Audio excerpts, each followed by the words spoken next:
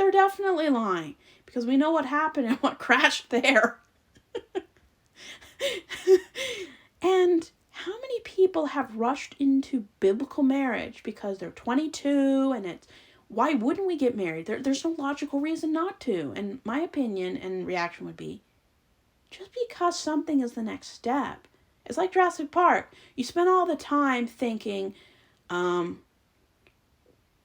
why don't we do this? You never stop to think, is this next step? Like, just because there's a next step doesn't mean you have to take it. I mean, seriously.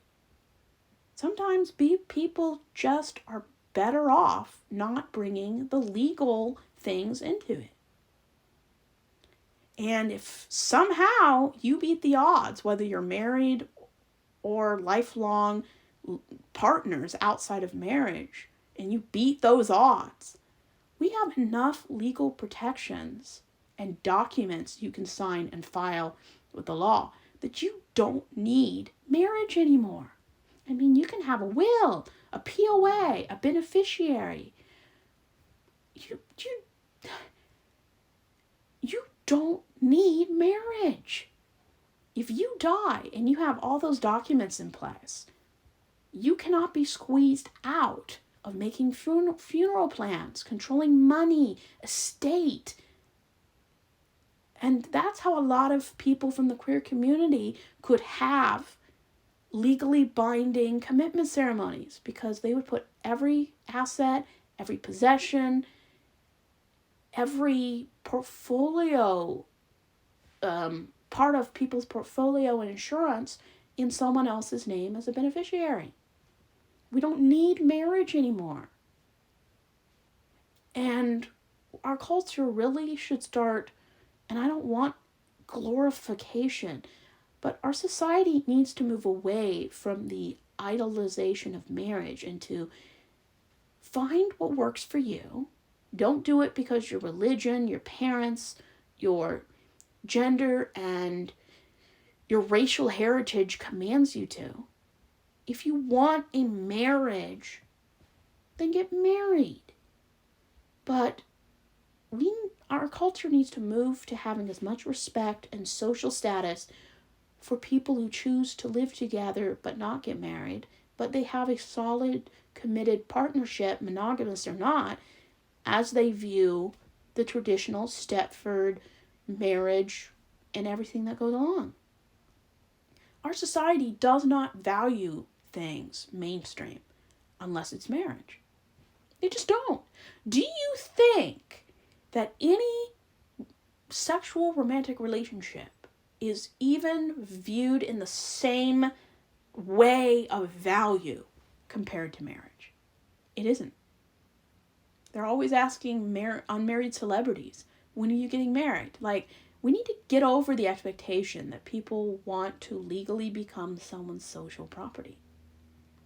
There's nothing wrong with being monogamous. There's nothing wrong with wanting a small house in the middle of nowhere. Just stop doing it because your religion tells you to do it. I mean, if your religion told you to jump off a cliff, would you? I think the answer to the MAGAs is they definitely would. At least this way they've done it metaphorically. We need to stop worshiping a choice. Because getting married isn't the most important decision of your life. Your sexual romantic partner is not the most important relationship in your life. Self-love is the most important romantic or personal relationship you ever will have. Yourself, platonic friends, and family, then your partner, in my opinion. But that's my experience. Partners, they come and go. How you view yourself and lifelong friendships last longer than any ceremony, any marriage could ever hope to achieve. And the main issue with organized religion is that they believe that romantic and sexual love, commitment, and relationships are more important than any other kind of love. There's familial love between family members, platonic love between friends, storge, which is the love between parents and children. There's erotic kind of love, which may or may not be romantic. There's brotherly love. I think it's pronounced phileo, which is where we get the word for Philadelphia, brotherly love. When our society glorifies and worships sexual romantic love as the pinnacle of female existence and achievement, we dehumanize and reject the idea that that may or may not be the most important relationship. The most important relationship, as I've said before, is between yourself and you. You should be the center of your life. You should find validation within yourself. You should pursue a career that gives you confidence and happiness and money.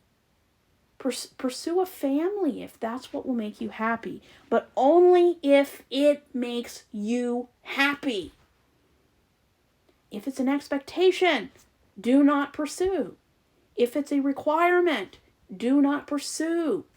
Even if you are shamed and hated by your religion and your environment, do not get married unless you are so enthusiastic because you want to have a certain kind of life. But I honestly wonder, I know that most straight conservative men are really gay, but are most straight cis women who want to be wives, do they really want to get married, or do they want the perks of being married? They want the memories, the dreams, the fantasy. Women care more about the wedding than they do living the life of a wife. This is sad. This is why marriage doesn't satisfy 70% of women who file for divorce. Men just seem to be biologically and psychologically and emotionally incapable of maintaining the romantic love and pursuit that they started at the beginning of the relationship. And honestly, we need to move past the expectation that men pursue and women respond. It's sexist and it's dehumanizing to women. Women don't have to be responders. They can be the pursuers. If that's the personality type you have. If you're a shy person and pursue and enjoy instead to be pursued, that's fine. Just don't do it because you're a woman. Do it because that's the way you want a relationship to be. And I think this is why a lot of abuse starts and continues and is so glorified by organized religion. Why it's so hard for women to escape, even if it's not a violent home. What if it's just a home where there's boredom and there's no attraction or compatibility anymore, and your roommates? Women in these high control religions won't leave. I mean, Anna Duggar is a perfect example because her life is about being a man's arm candy. And it's a terrible thing to say, but it's so true. You're not somebody because of the man's arm you're holding. You're somebody because you're valuable. You bring so much to the table that isn't concerning your body, your appearance, and your lack of body count. I mean, you ask the average man, what's the most important thing a woman brings to a marriage or relationship? It probably won't be her intelligence. And it's so dehumanizing. And just stop asking about body count. It's stupid. It's none of your business. And if you have to know in order to judge if someone's wife material, ew. Being someone's wife material is not a good thing. Trust me, the kind of wife these guys want, being wife material, is not a compliment.